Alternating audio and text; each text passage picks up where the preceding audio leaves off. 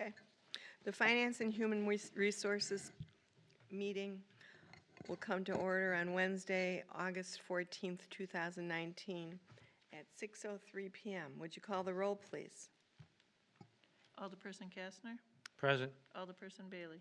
Present. Alderperson Sarian? Present.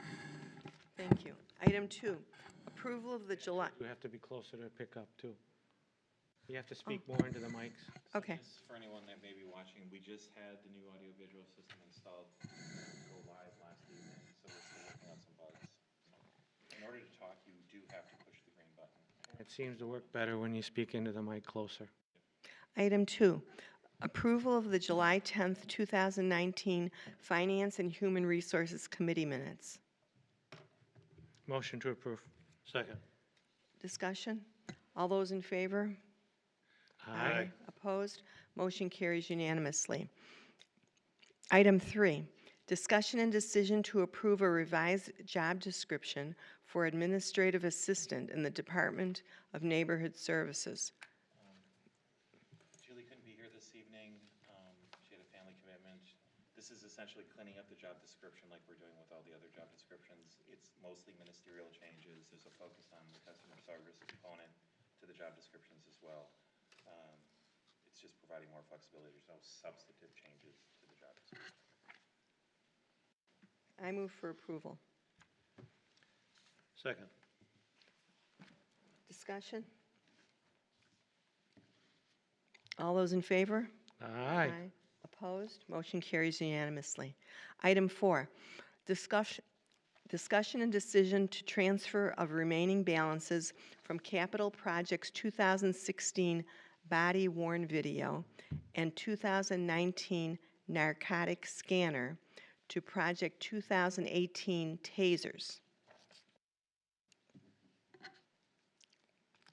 I'm not sure if anyone from the police department is going to be here this evening. I know our, Sounds, but it's essentially, if you want to go into great detail, it's essentially money that's being redirected from the capital equipment account from one item to another. Correct. Motion for approval. The new chief has set different priorities that are critical, and the tasers are very old, and they needed replacement. There's approximately $117,000 between those projects that he wants to pull the funds from, so it will easily cover the 215. It will easily cover the 215 that he's looking to spend on the new on the tasers. Okay, did you I thought I move? made a motion. Second. Discussion? All those in favor? Aye. Aye. Opposed? Motion carries unanimously. Item 5, discussion and decision regarding agreement with Meyer Great Lakes Limited Partnership for acceptance sponsorship addendum. So, I mean, Scott's here, but this is the same agreement that we've had previously. In essence, in order to get, I think it's about $5,000 Oh, in that's right. sponsorship dollars, an agreement is required to be executed between the city and Meyer. There's no obligations for the city that are financial. I mean, they're subject to terms and conditions of sponsorships, but this is, we need to sign. This is how we get the money is in. This is how we get the $5,000. Motion for approval. Second. Discussion? All those in favor? Aye. Opposed? Motion carries unanimously. Item 6, discussion and decision regarding the polling location for wards 19, 20, and 21. Jennifer? So just before Jennifer starts, items 6, 7, and 8 are all kind of together, and if we could discuss them together, I think that might be to some extent helpful with regard to the theory of why we're bringing these things forward and all those kinds of things. Okay, and I'll read as 7, discussion and decision to approve facility use agreement with King of Glory Church for use of the north and south rooms for voting. And item 8 is discussion and decision to approve a resolution moving the polling location for wards 13, 14, and 15 from Maple Grove School, 6921 West Cold Spring Road, to King of Glory Church, 4330 South 84th Street, beginning in 2020 for all future elections.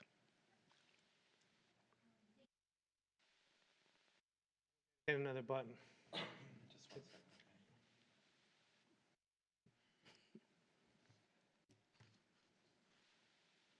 talking now. Can you hear me? Oh, we're on. Thank you. The committee report should be before you, and I guess I'd like to start with the facility use agreement for King of Glory Church. This has come about because we're trying to move some of our polling places out of the schools that can't secure the gym areas from the rest of the schools to keep it safe. And it's a trend among many municipalities to get polling locations out of schools if the area can't be secured. So we looked at King of Glory Church as an option for Maple Grove. Maple Grove School has wards 13, 14, and 15. King of Glory Church, we think it's a positive change because it has more parking. So there's 52 more parking stalls, approximately 52 more than Maple Grove School had. The polling location of King of Glory is just down the street from Maple Grove School, so we think it will still be convenient for voters. And I think that's pretty much it. Did you look at this place, our city hall, as a option, or? Well, I'd like to keep our city hall. I do know that this council chambers room is not large enough for 3 wards. We did do it as a temporary fix when the school, Maple Grove, was having some updates done. They were renovating during an August election, so we put 3 wards in here and it was tight. So 2 wards would work in this room, but not 3. In addition to that, part of our contingency plan is if there's ever a problem at a polling place and we need to move out of there in an emergency, this is our emergency location. So we would bring all of our wards here in an emergency. They lost power or something like that. So I like to keep it available for that. And just to be clear, doing it in reverse is much more difficult. If the polling places were here and we had to go to, say, the King of Glory Church as emergency place, and we don't have the agreement in place and they don't have the plans in place, it's more difficult, so that makes. That's correct. Yes. The church, King of Glory, is excited to work with us. They think it's a good opportunity for them as well because they're involved in a lot of community outreach. They like to work with the municipality.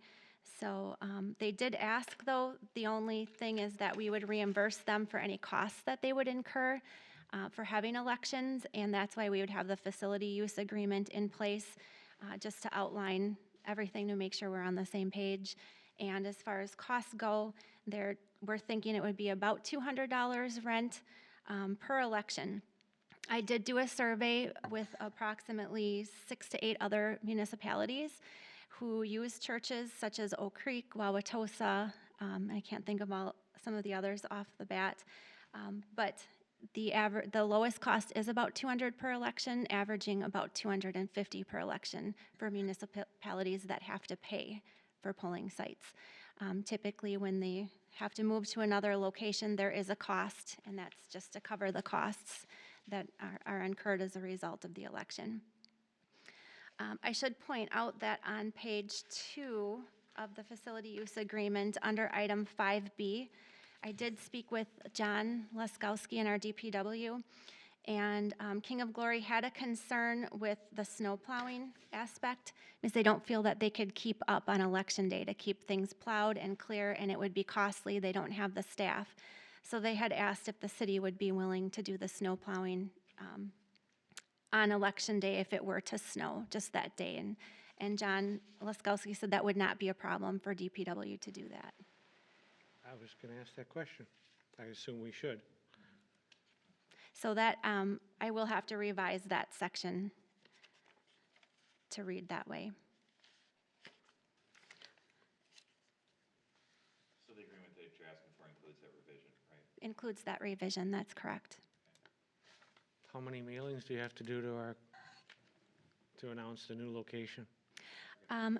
We would just advertise the new location everywhere. I came up with a postcard mailing that I thought I can just give you a handout, but we would put it on the cable TV, on our website, and it would affect approximately 2,500 voters that would be affected by the change. And I can come up and give you this handout.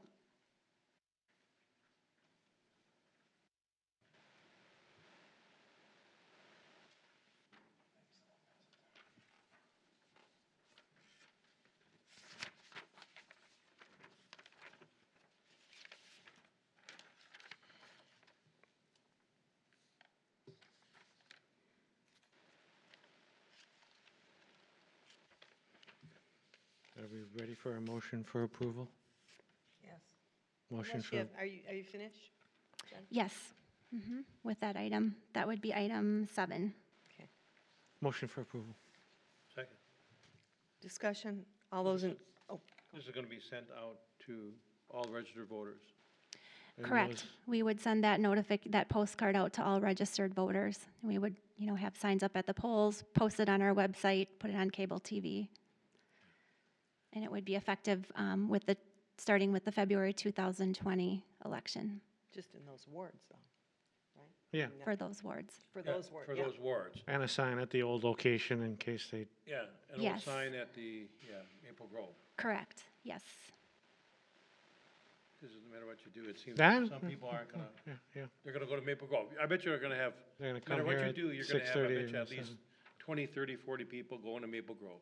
Yes, We'll do everything we can to get the Yeah. information out there even before common council meetings. Under Yeah. aldermanic report, we could just say, just a reminder that Yeah. So the final thing is gonna be a sign at Maple Grove. correct. Please go to, And the Glory directions on Church. how to get there. Okay, yes, we can do that. The directions on how to get there. 43, yeah. Okay. Sounds good. All those in favor? Aye. Aye. Opposed, motion carries unanimously. it also So- requires a resolution under 8. Legal. Correct. So the resolution is more of a formality. The Wisconsin statutes require a resolution be adopted in order to make a polling place change. Okay. I move to approve a resolution to move the polling location for wards 13, 14, and 15 from Maple Grove School to King of Glory Church, beginning in 2020 for all future elections. Second. Discussion? Who seconded? Well, we can fight over it. All those in favor? Aye. Aye. Opposed? Motion carries unanimously. So did we cover item 6? We can discuss item 6 now. Okay. We've been searching for a new polling place as well for wards 19, 20, and 21, and they currently vote at Elmdale School. And it's been more difficult to find a suitable location to replace Elmdale School. We did look at the Greenfield High School Community Boardroom, and it's too small for 3 wards. The Christ United Methodist Church we thought would be a good option, and that is used by Goodwill Monday through Friday, so it's not available. Mount Zion Lutheran Church was another option we went and looked at, but there are quite a few concerns. The building's not air conditioned, there's not enough electrical outlets, and miscellaneous concerns such as parking and the entrance. So although we could make it work, that's not always the best thing to do.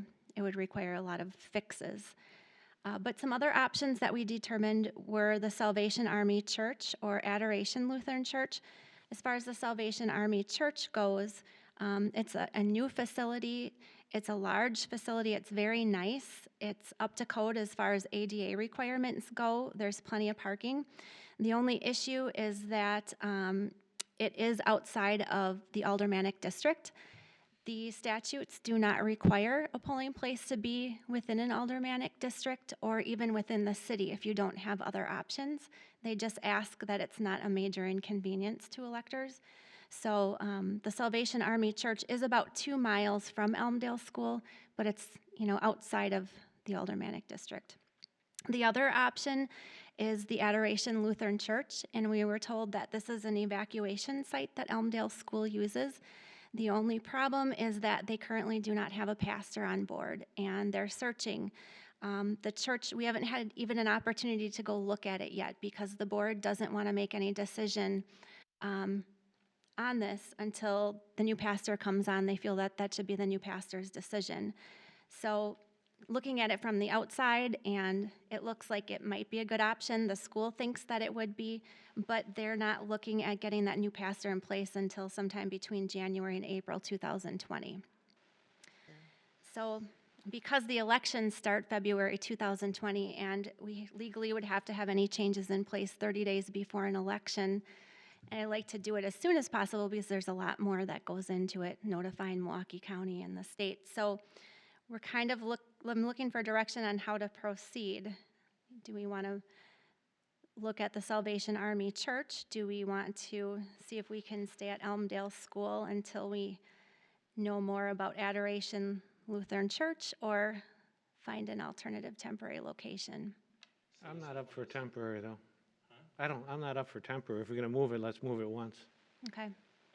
From my perspective, I mean, wards 19, 20, and 21, 19 and 20 especially, which are in the 5th Aldermanic District, include Tuckaway, and they're some of the highest turnout of all the wards within the city, 19 and 20 especially.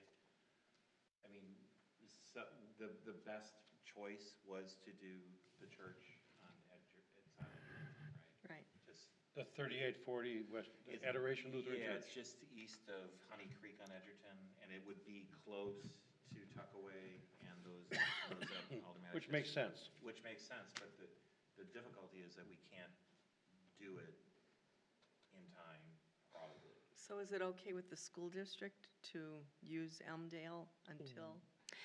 That's a good question, and if that's the direction you'd like us to proceed, we can maybe set up a meeting to meet with them and find out. You know, so the formality in much of this is that, I mean, the best choice right now is to continue to use Elmdale until we can find a more permanent home. It seems like there is an opportunity for a permanent home, but there's a permanent home in time for the February elections that will be coming up. Salvation Army is a good site, but it's outside of, it's hard to get there. I mean, if you were to take 35th Street, right, you could probably get there, but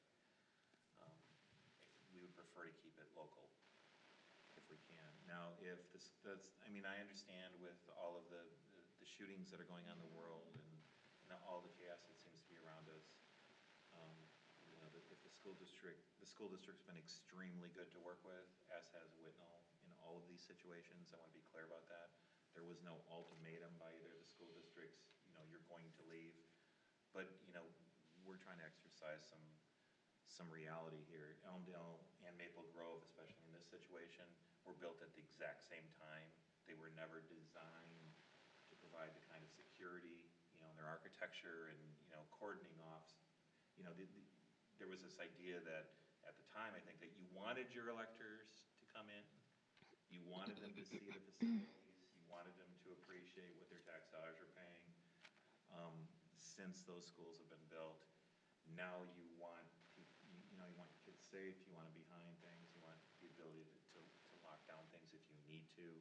And you don't want strangers coming in. So while everyone that goes into school is clearly voting, people that aren't going into school to vote and maybe thinking of something nefarious, Are the kids in class?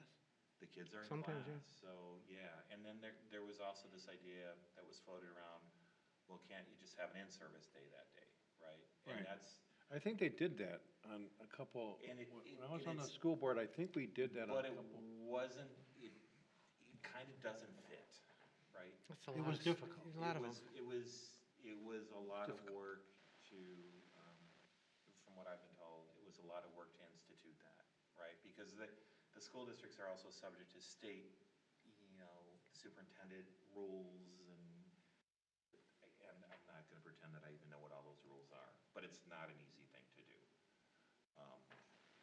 Oh, he So- can't hear. Mike, you gotta can't- talk you have into to the talk- mic more. So it's not an easy, can you hear me?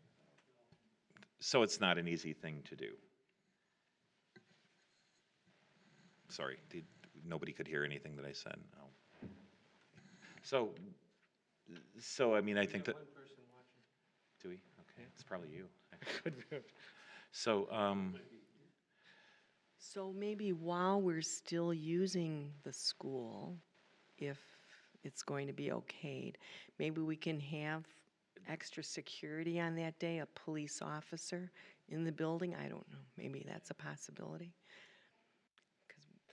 if What's cheaper, mailing out another notice or? So, I mean, we will, I think it makes sense to go back to the school district and say, well, we've figured out one of them, we haven't figured out the other one. We have sort of an available option for the other one, but we can't quite do it in time for this election. I think the school district will be receptive, and we have school, liaison police officers. We work with both districts, I think, very well. I think the school district's concern and our concern is that the kids are safe, right? And, to mitigate those risks. So I think that's the first step. I think to continue with Edgerton, the Lutheran Church on Edgerton at 3800 West Edgerton, we got to continue down that path. I don't think, even though it makes the Salvation Army place on 28th and Cold Spring roughly is a fantastic location to hold an election, but the difficulty is it's not really near where these significant turnout poll or wards are. So that's what, I guess at the end of the day, if the school district says, no, you got to be out, and we can't get something at the Lutheran Church, then we'll probably have to go to the Salvation Army, only to change it in the future potentially, which is the least desirable thing. Because people have been going to Elmdale since I went to Elmdale, which was a long time ago. It's a completely different building, but. Do we need a vote on that or direction? Proceed as directed. It's kind of a proceed as directed, right? So Agreed. does everyone agree with that? Yes. So this is like one of those things that Jennifer calls me and says, well, what do you think I should do, right? And it's like, well, I think we need some input to make sure that we're going down the right path. Because there are a lot of rumors that start too, right? Where people, oh, the school, and I don't know if my mic was off before, but just to repeat a little bit. I mean, and I just want to be so crystal clear here that both school districts, Whitnall and Greenfield, have been cooperating fully with the city, and there's no ultimatums, there's none of that stuff. And we're working cooperatively to try to fix it for the long term and, make sure it's safe enough in the short term. But it's one of those things that when you change anything, and if you have to change it again, it's usually not a good thing.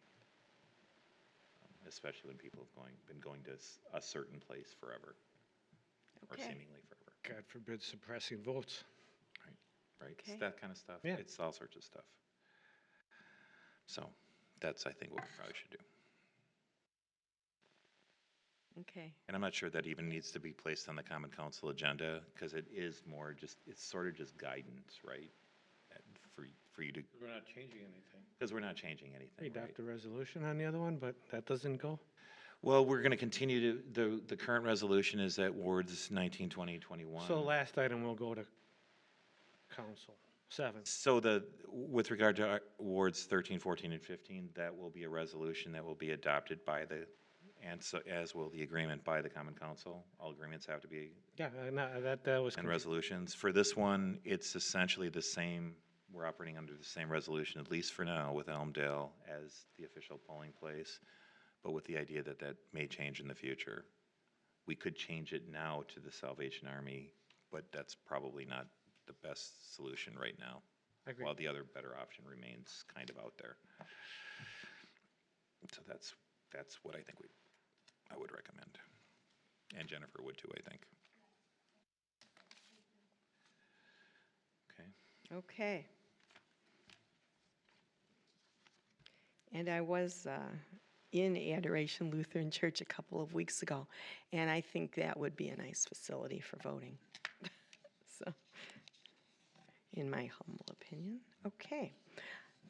Thank you. Item 9, discussion and decision regarding purchasing a first-party cybercrime insurance policy with Chubb. Just this cybersecurity crime insurance. It's because they're seeing it become more prevalent, and there's an uptick in their clients' exposure to cyber crimes. So this would be, I think they said, it would sit parallel to the league's third-party coverage that we already have. So the first-party coverage would be, it would pay benefits to the insured for losses that occur to themselves or the property that they own, which would be our first party. But then third party would typically benefit someone else who's bringing action against an insured. Some of the way that they would define cyber terrorism or attacks is an act that expressly directed at a computer system operated by an insured. So what happens is people click on things or malware gets installed on people's computers and it puts the information on the computer at risk. Because it's becoming more prevalent, the insurance is there to protect us from the costs or problems associated with that. So there's two options as far as of purchasing the insurance. We can go with the short-term policy.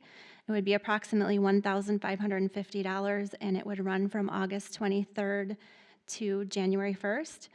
Then we would, Renewal date, right? which is our renewal date.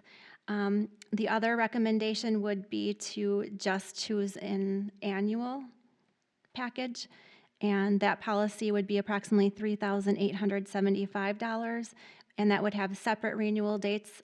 It would have August renewal dates, starting August 23rd, 2019. So just from my perspective, the insurance isn't expensive. I've talked to our IT director, Tim Lemmers, about it.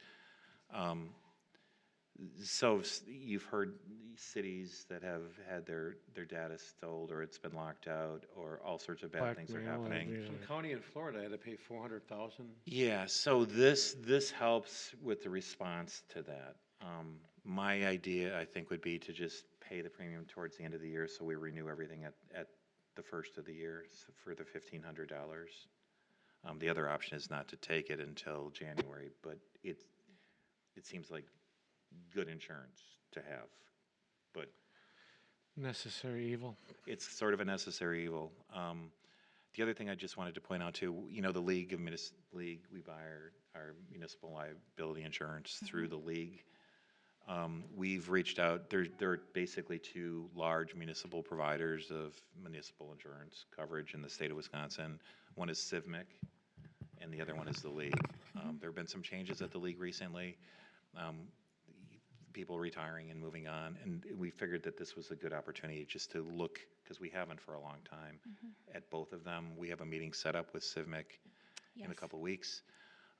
Civmec is, from what I've been told, and if you get letters of recommendation, Civmec offers a lot of things that are value added that maybe the League doesn't. And we're just trying to get our arms around that and determine, you know, what the cost was. Civmec was also not allowing basically new members in.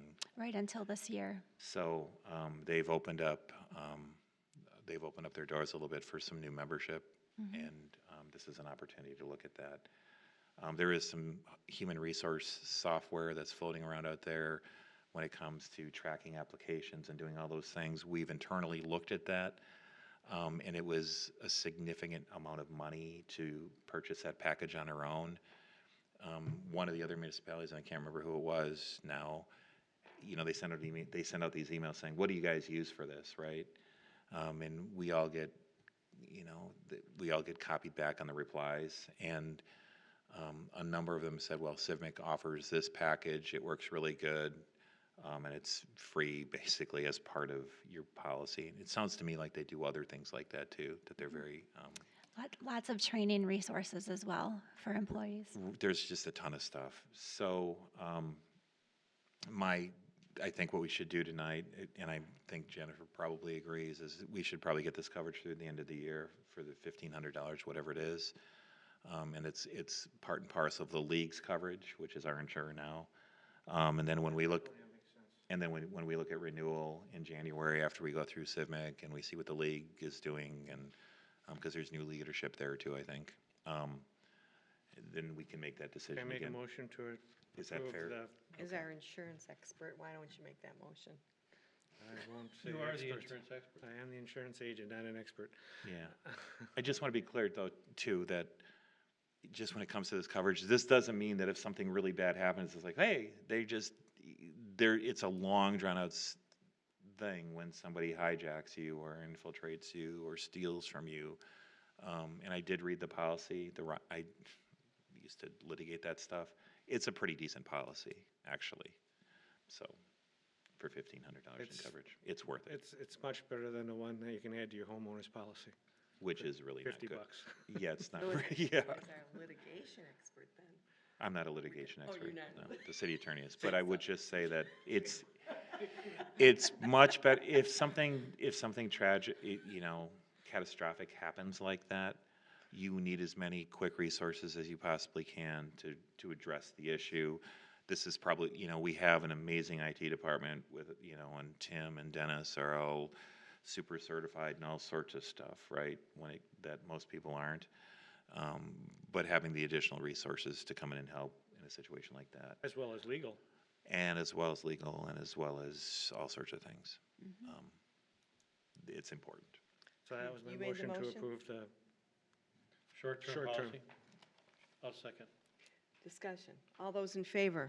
Aye. Aye. Opposed? Motion carries unanimously. And I wasn't trying to Thank you. leave out Mr. Turnicliffe or Rob either when I said Dennis and Tim, because It's, Oh, yeah, right. it's a team, so. So they probably would say that they're not IT experts, but Yeah, what am I? I know Rob is. Rob is, Okay. Rob is getting us through this YouTube experiment this evening and talking and hitting the Got to be microphones. an expert. Right, He got me going on this iPad, so. exactly. Great. Which was not an easy feat. No, not I an just easy wanted to task. say that. expert and very patient. Yep, Both. very good. Item 10, discussion and decision to approve a contract amendment between the State of Wisconsin Department of Health and Family Services and the Greenfield Health Department related to 2020 consolidated contract grant funding related to public health emergency preparedness. Darren? Good evening. Funding continues for emergency preparedness, as you see in your sheet there in front of you for 2020. Funding continues with slight reductions due to federal appropriation changes. You see listed there approximately $50,000 is coming in for public health emergency preparedness. This is a standard contract that we've had for a number of years, and I would recommend the approval of that contract. Motion for approval of the contract. Second. Discussion? All those in favor? Aye. Aye. Opposed? Motion carries unanimously. Item 11, discussion and decision to approve an ancillary participation agreement between Anthem Blue Cross and Blue Shield and the Greenfield Health Department. Yeah, so last time you met in July, we had Humana before you, as well as Choice Care. So this is the last of the big insurance companies that we'd like to set up agreements with for billing for influenza and other services. So this is the Anthem contract before you. Everything has been sent and shared with the city attorney appropriately. This would primarily cover services we bill for, including influenza and pneumonia vaccinations. However, there are other services that we can bill for as well, including kids that are on this Anthem insurance for immunizations as well. Any questions?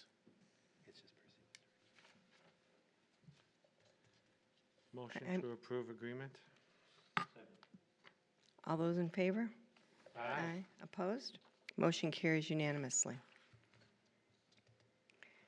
Item 12, discussion and decision to approve a contract amendment between the State of Wisconsin Department of Health and Family Services and the Greenfield Health Department related to 2020 consolidated contract grant funding related to core public health services. Yes, so this contract is very similar to the one we talked about earlier about emergency preparedness funding. However, this is dollars passed through by the Centers for Disease Control through the state of Wisconsin for other areas of public health importance. So lead poisoning, maternal and child health, immunizations, and prevention. So the dollar amounts sit there in front of you. It's probably around $33,000 worth of categorical funding to the health department. And I would recommend to approve this contract amendment as well. I move for approval. Second. Discussion? I got one quick question. Yes. So they give us $1,404 for lead poisoning prevention. Do you have to do something, justify that regarding lead poisoning prevention? Yeah, so each of these contracts has objectives tied to it. That specific contract says that we will follow up on all lead poisoning cases over 10 micrograms per deciliter. So anybody with an elevated lead, we'd go out and do case management, we'd do education. If it was of significant, we would collect paint samples, we'd work on remediation.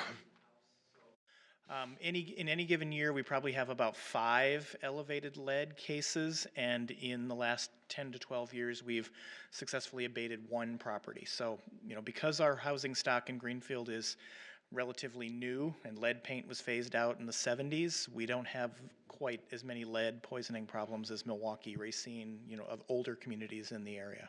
I would just point out though too, that even if we didn't get the $1,000 grant, we would probably still be doing this stuff. Right? Right, and the Yeah, so it reimburses us for necessarily the- cover everything. We have to do it anyway, but the dollars do help for education and outreach and those sorts of things. Does that also include like lead pipes and the water pipes? The old, we don't have any in our city, right? We Old have, from what lead I understand, water- we have 1 lead lateral, and I just want to I'll just get on my soapbox for a minute. Yes, there are lead pipes throughout the Milwaukee region. Yes, lead pipes are a concern. But from the public health perspective, the main concerns for lead poisoning have been and always will be lead in paint, lead in gasoline. Children eat paint chips, they taste sweet. This is how people get poisoned. Situations like Flint are very disastrous, but that was a one-time situation that was exacerbated by basically an emergency manager for the city making public health decisions. So the primary source still remains to be lead in paint. That is still in many, many of our older homes throughout the area. And just to be clear, when it comes to lead laterals and lead mains and all this other stuff that's floating around out there, there's extremely, almost microcosmic, if that's such a word, occurrences in our city, because we're a newer city, generally speaking. If you continue to add the phosphorus agent that protects the lead pipes from leaching lead into the water, you have no problems. Flint realized way too late that they made an idiotic decision that is really going to cost them lots and lots of money down the road. There was something in New Jersey, though, I think, last night on the news. But never mind. It's Okay. sort of become an hysterical issue. Right, I don't want to minimize it at all from No, the I don't either. I mean, what continue to Flint did was just Right. an atrociously stupid penny pinching, dollar foolish Right. decision. we can have It's essentially changing the about lead chemistry of and- their water. Thought we had a motion. Oh, Did we? that's right, you had a question, okay. Okay, all those in favor? Aye. Aye. Opposed, motion carries unanimously. Thank you.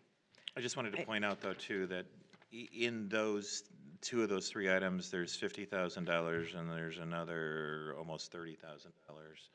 That's $80,000 of grant funding that the health department and other departments work in the same kind of manner to try to make sure that we get reimbursed, or we can get whatever available Recoup. grant dollars there are, because it all helps us in our revenue stream when budget time comes, and that's coming soon. Correct. So it helps pay for the good service that we provide. And if you didn't take the time to do this, which some don't, we would be short $80,000 and the multiples of service that are generated from that $80,000. Good point, thank you. Item 13, approval of schedules of disbursements in the amount of $6,562,106.23. Motion for approval. Second. Discussion? All those in favor? Aye. Opposed? Motion carries unanimously. Item 14, approval of mileage reimbursements in the amount of $1,825.95. Motion for approval. Second. Discussion? All those in favor? Aye. Opposed? Motion carries unanimously. Item 15, investments and reinvestments. Motion for approval. Second. Discussion? All those in favor? Aye. Aye. Opposed?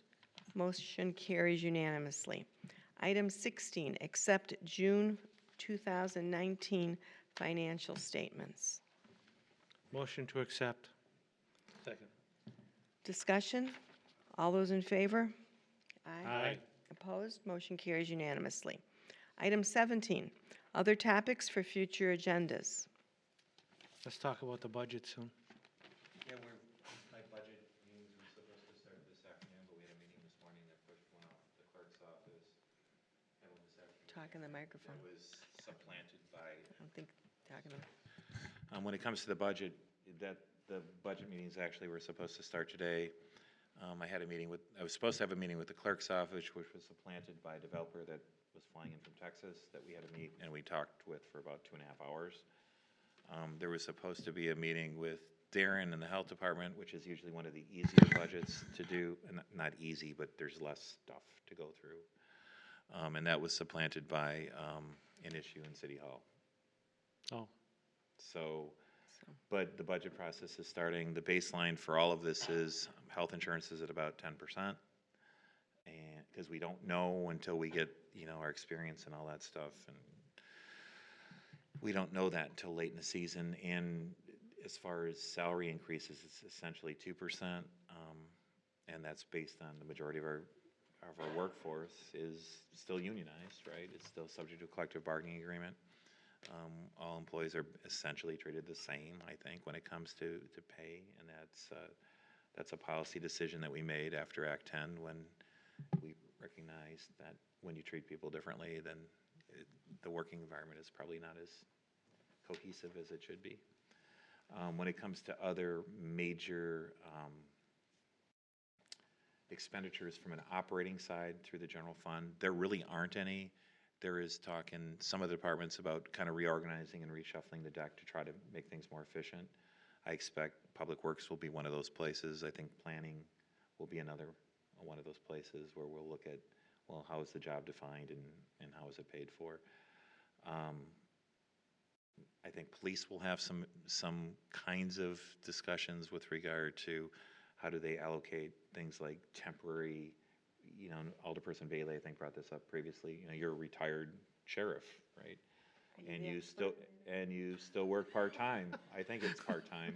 Yes. And, and you do that because, one, it's good to work part-time and have an income stream, but it's also good for your employer to have probably a less costly option than a full-time sheriff, right? So I think, I know the police department has been working along those lines and coming up with creative solutions like that. And I think fire always has something that they're doing. Be looking at parks a little bit, probably a little bit too. There's stuff that's going on there. Haven't talked to the folks at the library yet with regard to what those options are.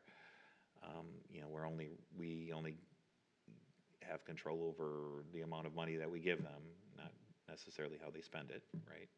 Although they do present a budget, but the budget is basically adopted by the library board, or it's suggested by the library board. Now, whether we want to fund it fully is really how we deal with that.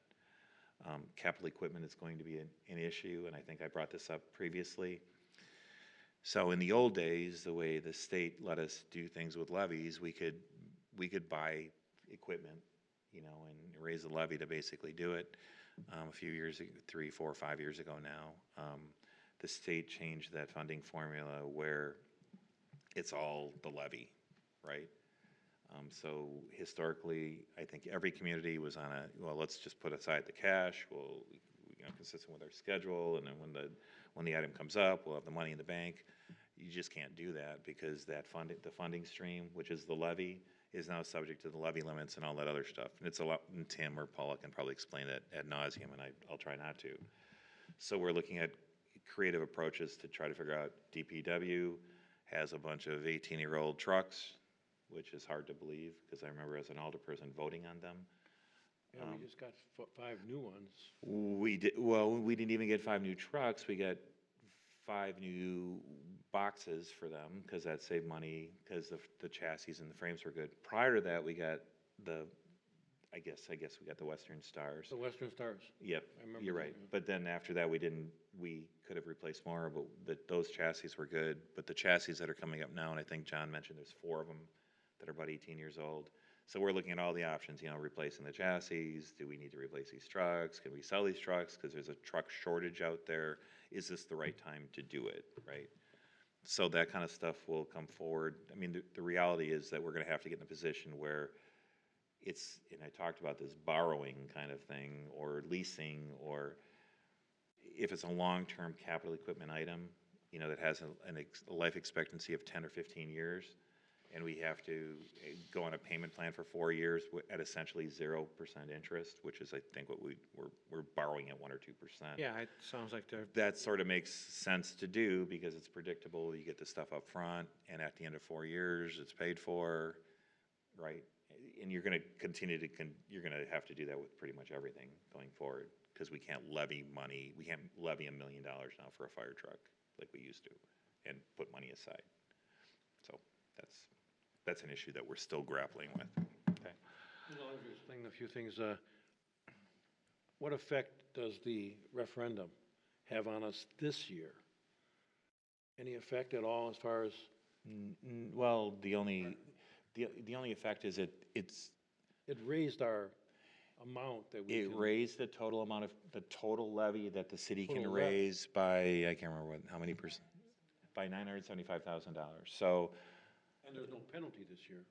so the ERP comes back into place, right? And the expenditure restraint dollars come flowing back to us. But that's not a savings, because the 650, I think it's 656 or something like that we lost in expenditure restraint last year, we had to make up, right, through other sources. That couldn't be, I don't know. our base is at the. But our new, so if it was, We don't have to worry about that 3% over the old base, now it's at the higher base. right. Because we already paid. And the- we do get the expenditure restraint dollars back in, but that doesn't mean that, oh boy, we just got 656,000, if that's the same amount of new money. We still have those expenses that, We still have the, yeah, everything that we bought or yeah. budgeted for, we have to pay. But we have the ability to levy for another million, essentially $1 million, right? 950,000 or 75 or whatever it is. So that's just the new baseline for everything, which is good. And we basically spent it. It's all spent. And because it's. Well, we hired all those officers, and we hired we fired one of the fire positions, the case manager person. And the person is already busy with at least one instance that I'm aware of. That's sort of critical. It's an ongoing expense. It's an ongoing expense. There was no free money there, and we can't reallocate that money to something else. It has to stay where it was allocated, and that was consistent with what's happened in some other communities, that the way they did it. So, okay. Got it. Thank you.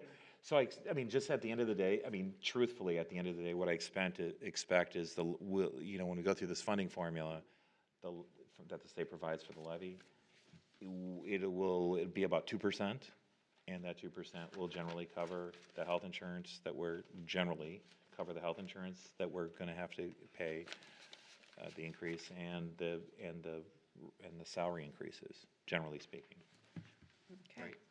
I mean, and anything else is not, so it's tight. Item 18. Is that the motion to adjourn? Well, then I will make a motion to Second. adjourn. All those in favor?